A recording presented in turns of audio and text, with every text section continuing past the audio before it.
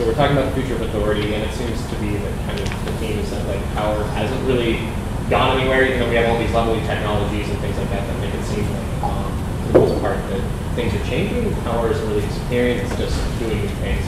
And I think another important thing for me is that like power still has dreams. There's still people out there dreaming about the kind of power that they want, that maybe the power of the past, the power of the future. But anyway, so and I say this in context is like essentially, if you guys are familiar with gamification at all, I think gamification right now kind of embodies the dreams of what people want for power, like how they want to utilize power and things like that. So just a quick summary of gamification. It's essentially just like using game-like things, so specifically video game-like mechanics, to and apply them to things that technically aren't really games. So you're talking about like going to the mall or going to your pub or something like that through the platform Foursquare, which uses GPS locations to find out where you are, and check you in and give you badges and all this kind of stuff.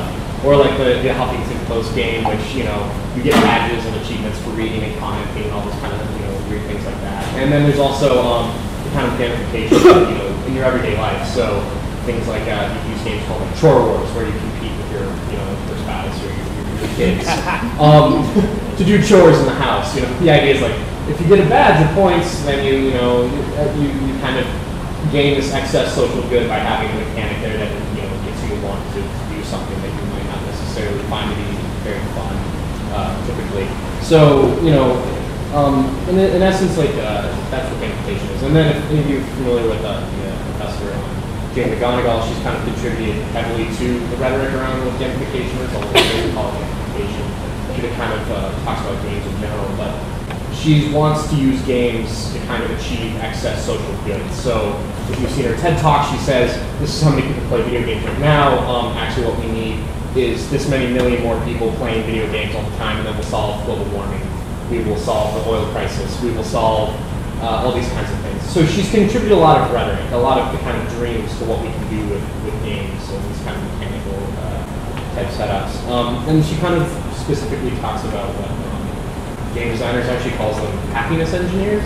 So these are people who like engineer happiness, which kind of reminds me of what Herbert Hoover said when he came to office as President of the United States. He said to all the people who are PR people in the world, he said to them, you guys create happiness machines of people. So again, you kind of see a line between past things like that. But again, so people are to be engineered, they can be made happy, and then they can do things that are good. And so the other kind of fun term to use for what gamification is Ian Borgos's calls it exploitationware. So he tends to talk a lot about farmville. He created a game called Cow Clicker, which is all about how people are being exploited through these things. But I think it's a provocative term, and I like using it sometimes, not always. But I think it kind of cuts to the core of what some people might think gamification is. Right. So in essence, okay. So it's capturing the minds of people, and I think it's capturing the minds of people right now because in a lot of circles, advertising and marketing might feel kind of dated and might be running out of steam. We've all been raised on kind of, especially my generation, relatively young, like some other people here. We were raised on, like Saturday morning cartoons and early forms of the internet and like radio, television, all these things. But like especially very self-referential advertising. The Budweiser commercials, they kind of were big. And so yeah. Here, what companies use the most self-referential, ironic humor possible to beer companies, right? So you have to create that to create bonds with brands and things like that. But we've all kind of been weaned on this, so we're all really media savvy, and I think that's important. Is that we all really, like a lot of people now, are really jaded about advertising, marketing, and things like that. So and it's kind of all predicated on this Freudian view of the world that we all just kind of want. Like things that satisfy our inner desires, things that we don't necessarily need these things, but we want them. So it's kind of cynical. But what does everyone do today when they see advertising and things like that? Well, first thing they say in most of our forums, first or after that, we normally say, okay, it's fake, it's staged, this is Photoshop. You all are familiar with that iconic photo from the Vancouver riots that happened. The woman, the man with the woman is kissing her. It looks very romantic, beautiful. And it was actually a rumor circulated pretty quickly on the internet that it was fake. It staged. So, some savvy photographer out there says, aha, I have an idea for a really, iconic photograph. I'll get out some actors and then make them stage this thing. And of course, it ended up that wasn't true. But we always are so jaded that we think the first thing that actually is fake. We always want to deconstruct. The philosopher Slavoj Žižek, he says that kind of we have one ideology or one particular view of the world today. It's that of deconstruction. We all want to break down everything immediately. That's kind of just what we believe in. We don't really believe in anything anymore. So I think kind of coming back to games is I think that in general we can think of games as being these kind of really powerful things, but they're also going to become very prosaic. They're going to fade into the background, like all kind of previous technologies. So television isn't prosaic. We don't really care about it too much. It's just there. Radio, even less so. People care less. And then telegraph. Whatever happened to that? Who cares about telephones? All these technologies are prosaic, but they're actually all very powerful.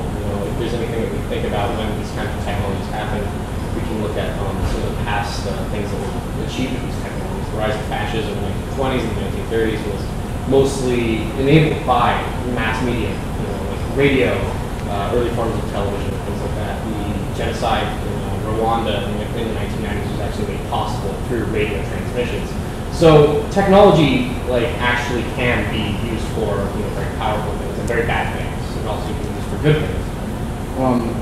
So I think that we need to, keep in mind that technologies have a moral dimension, and so they can sort of ethical, and that means that we need to kind of return to what our ethics are, right? So what do we think are ethical uses of technology?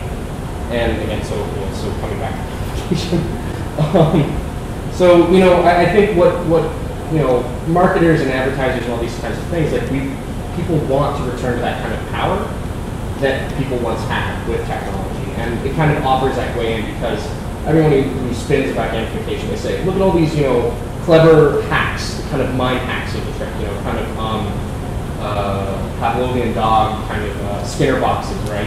Press the button and get the reward kind of thing. So that seems to kind of regenerate this idea of having power. And, one person can have power at the top, the guy who creates the game, and then everyone at the bottom is scary and trying and achieve that just because they're being hacked. So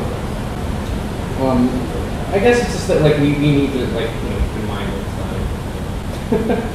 that power and control are changing fundamentally, and I think that it's not so much that games can be used exclusively for these kinds of unethical ways, especially gamification and exploitation areas. It's that they have the possibilities for the good and the bad, and we need to keep in mind that we have a morality to deal with when it comes to exploitation or things like that. And games are going to fade into the background. We're not going to really care about them so much in 10 years. It's not going to be this panacea for marketing and PR.